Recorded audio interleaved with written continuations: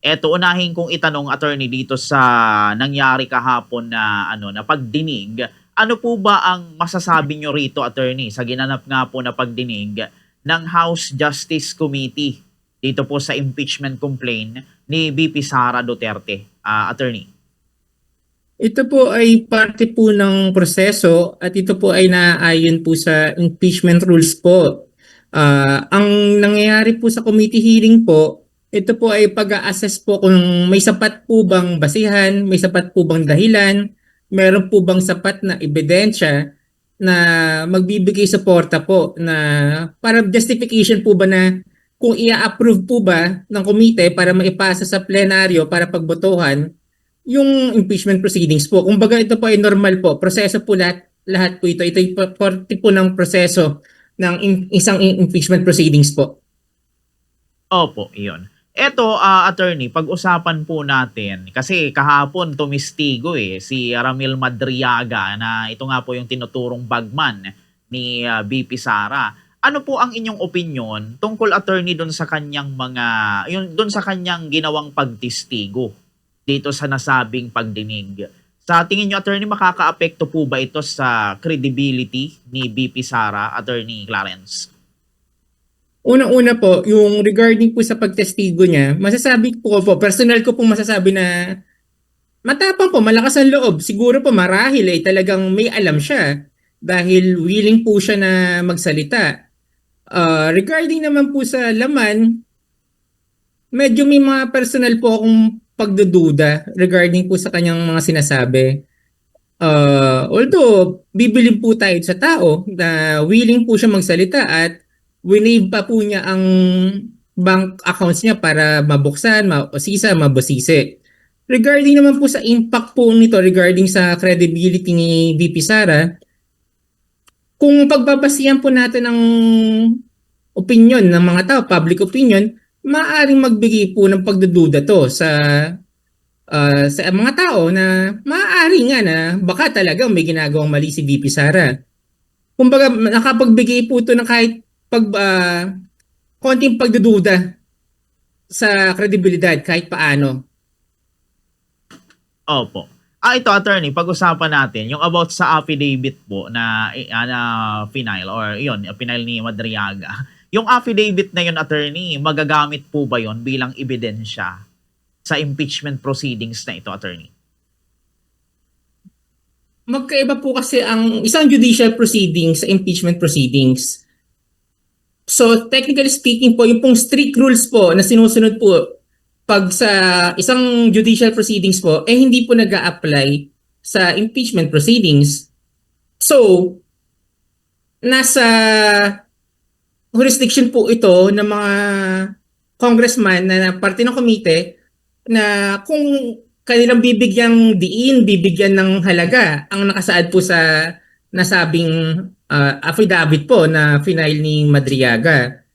So, dahil nga po ang isang impeachment proceedings po, isang political proceedings naman po to, kumbaga political po to, question involved. So, nasa po yan, depende po sa mga miyembro po ng komite, ng Committee on Justice po, kung kanilang bibigyan na ng importansya na sa kanilang pag-uusap kung regard. Okay po, okay po. Ito attorney, pag-usapan natin, paano po ba makakaapekto, doon tayo sa mga pahayag ni Madriaga, ano po, paano po ba makakaapekto yun, yung mga pahayag ni Madriaga, una sa kredibilidad po ni VP Sara o kredibilidad ng impeachment case and sa reputasyon po ni VP Sara, attorney Clarence? Consider tayo kasi nga po, kung titingnan natin, malakas po ang loob, matapang, kumbaga, willing siya magsalita, willing siya magpabusisi. So may plus factor po yun na maaari talaga nagsasabi ng katotohanan nito. Pwede rin natin sabihin po na maaaring nagpapagamit din siya. Dahil alam po natin siya ay nakakulong ngayon, maaaring ginagamit ito bilang leverage sa kanya na makapagtulungan ka, tutulungan ka namin makalayo. Ito po ay mga posibilidad lamang po. Kumbaga, hindi po natin talaga alam kung ano tumatakbo sa isip ni Madriaga sa sitwasyon na ito.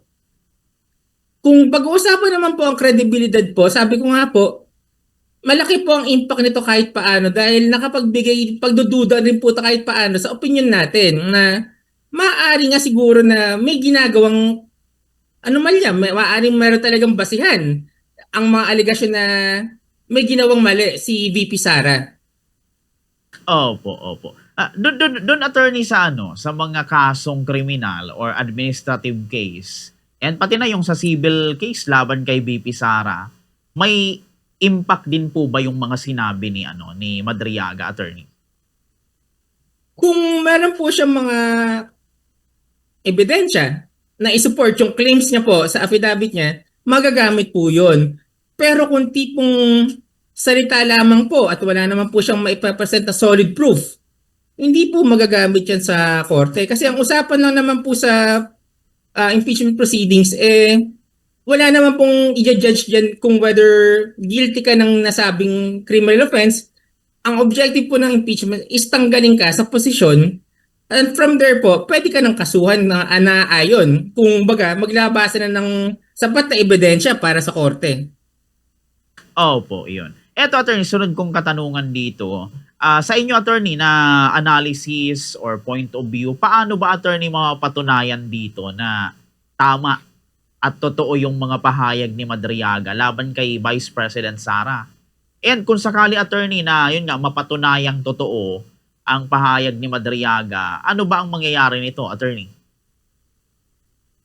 Sa proceedings po ngayon na ito po ay nagaganap pa lamang po sa committee level hearing pa lang po, ang talaga po makakapag-judge regarding po sa conviction ni VP Sara ay hindi po ang House of Representatives kundi ang Senate po. Kumbaga, ang purpose po ng House is parang preparation po, ina-assess kung may dahilan, may basihan para pag binato sa Senado, hindi naman po sila mapapahiya sa mga senador natin na uupo bilang impeachment judges. Sa ngayon po, kumbaga ang purpose lang po talaga nila ngayon po para po sa parte po ng proseso, tinitingnan po talaga nila kung mayroon pong dahilan at basihan at ebidensya silang makukuha. Kumbaga, ito po nangyayari ngayon po, hindi pa po ito yung actual trial.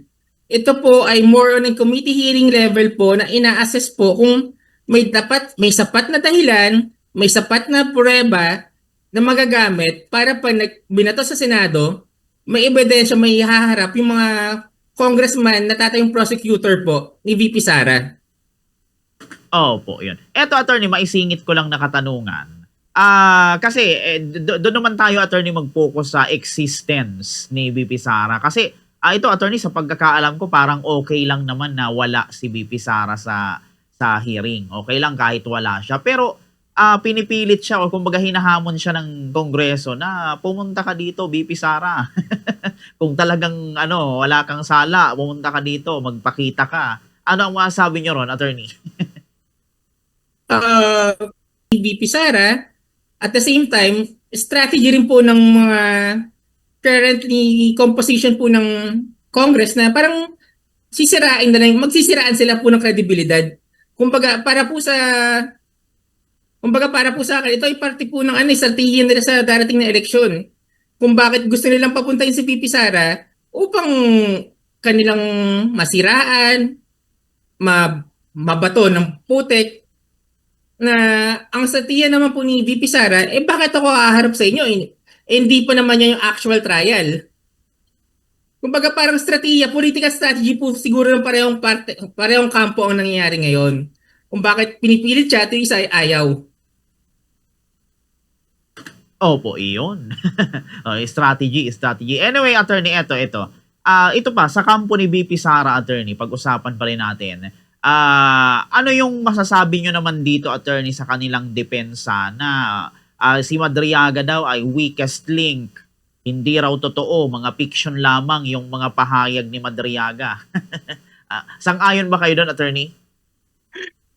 Ito po ay understandable po. Siyempre, ang mga abogado po, didepensahan nila ang kliyente na nirepresentante nila. So, normal po na opinion, legal na opinion po nila yon upang protektahan po ang interes ng kanilang kliyente.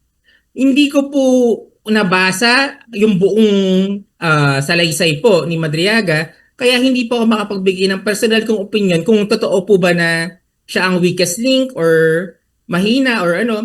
Pero ang punto po is ginagawa po ng mga legal team po ni VP Sara ang trabaho nila na protektahan po. Siyempre, tatagtarin mo ng pagdududa, tatagtarin mo ng babaliwalain mo ang bigat na sinasabi ni Madriaga. Kasi bakit ka naman po aamin na, oo, tama yung sinabi niya laban sa kliyente ko. Hindi naman po aamin ng abogado sa isang bagay na ikakasira ng kliyente niya sa publiko at sa, ano po, sa proseso. Opo, yun. Very well said, attorney. Yung ano, attorney, pag-usapan natin yung about sa TRO. Yung pinail nilang TRO, attorney, may magagawa po kaya yun? Para, yun nga, matulungan si BP Sara na kahit papaano makatulong ito sa kanila. Attorney Clarence. Yung pagpa-file po ng TRO, isang part po yan ng legal strategy na ini-employ po ng legal team po ni VP Sara. Bakit? Pag nag-TRO po, magbababa po ang utos ng Korte Suprema na ipapahinto po pansamantala at upang pag-usapan yung mga allegation po na binabato ng legal team ni VP Sara upang i-justify bakit kailangan ng TRO. So technically po, maihinto ang proceedings. So kung makakatulong po ito kay VP Sara, definitely po makakatulong po dahil mapapahinto po yung ang legislative or executive na nakakatapak sa karapatan ng isang tao pero isang korte upang questionin po ito. Ito ang ginawa ngayon ng legal team po ni VP Sara. Ina-allege po siguro nila na meron ginawa na apekto ng karapatan ng kanilang kliyente. Okay po, yun. So ito, attorney, puntahan din natin, attorney, yung about sa PSA. Yung sinabi kasi nung PSA, attorney, na wala naman daw talagang record sa kanilang tanggapan yung pangalan na Mary Grace Piatos. Ayan. Yung ganun, attorney, angulo, ano ba ang may malaki bang impact yun, attorney? Dito sa impeachment ni BP Sara, attorney Clarence? Kahit paano po, may bigat po yun na ebidensya na may irregularidad na nangyari sa pondo. Kasi nag-disperse ng pondo, tinanggap na isang taong to na sabi na siya ay si Mary Grace Piatos, ngunit nung chinecheck at bine-verify identity to sa PSA, walang lumalabas na nag-exist na ganung tao. Kumbaga po, kahit paano po, maaaring masabi na may impact na may nangyari na mali. Kasi sino tumanggap ng pera? May tumanggap ng pera definitely. Pero nung bine-verify identity ng tao, walang ganung tao. Ibig sabihin po, may element po ng fraud na nangyayari. Kumbaga, meron po talagang fraud na nangyari na maaaring maging dahilan po base yan na sa mga allegation po na sinasabi na may maling ginawa si VP Sara. Opo, iyon. Opo, iyon. Very well said, attorney. Eto, attorney, pakatapos nitong after na bago tayo matapos, attorney, mga remaining question na lang. After nitong trial, attorney, ano pa ba yung mga inaasahan nating mga mangyayari? And ano pa yung mga inaasahan sa mga susunod pa na mga pagdinig, attorney Clarence? So ngayon po kasi ito po ay nasa Kongreso, sa committee level. Pag natapos po ng committee level, ito po ay ibabato sa plenaryo po kung saan pagbobotohan po ng buong Kongreso. Kailangan po makakuha ng 1/3 vote po para po ito ay iaakit po sa Senado or 1/3 vote po para ito po ay i-dismiss. Pero sabi ko nga po dahil ito po ay isang political game, most likely po kung ito po ay aabot sa plenaryo, mas malamang po na ito po ay aakyat sa Senado. Dahil po kontrolado po ng current administration po ang members po ng Congress ngayon.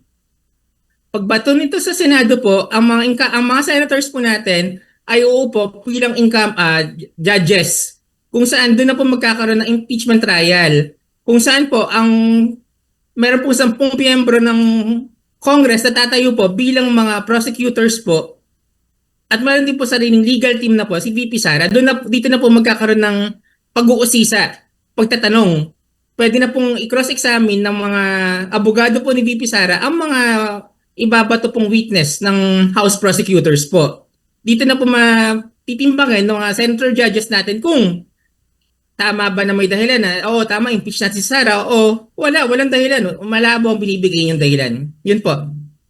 Okay po. So all in all, attorney, sa kabuuan ng nangyari kahapon na proceedings, ano ang inyong parang judge dito personally, attorney? Kanino ba parang pumabor kahapon yung impact, attorney Clarence? Kumbaga, let's be honest po, ito po ay political game, hawak naman po ng administration ng Congress.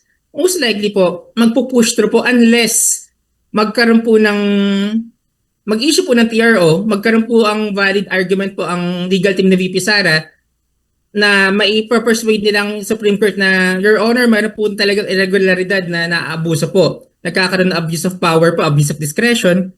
Kung wala po may issue ang TRO po ang Korte Suprema, most likely po, magpo-push through po ang impeachment case na ito po.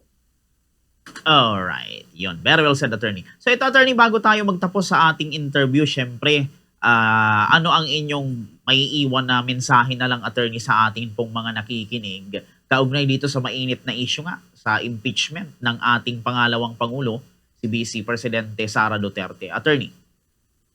Kumbaga, regardless po kung kayo po ay DDS, Pinklawan, or loyalist, respetuhin po natin ang proseso ng impeachment. Kumbaga, kung talaga pong may dahilan para ma-impeach po ang pangalawang Pangulo, i-push through po natin. Pero kung meron naman pong mga nakikita tayong dahilan na parang pang-aabuso, kailangan po i-call out din po natin. Maging vigilant po tayo. Huwag po nating hayaan na magamit po tayo para sa kanilang mga pansariling interest po sa politika. Kumbaga kung may mali po si VP Sara, by all means, i-impeach po.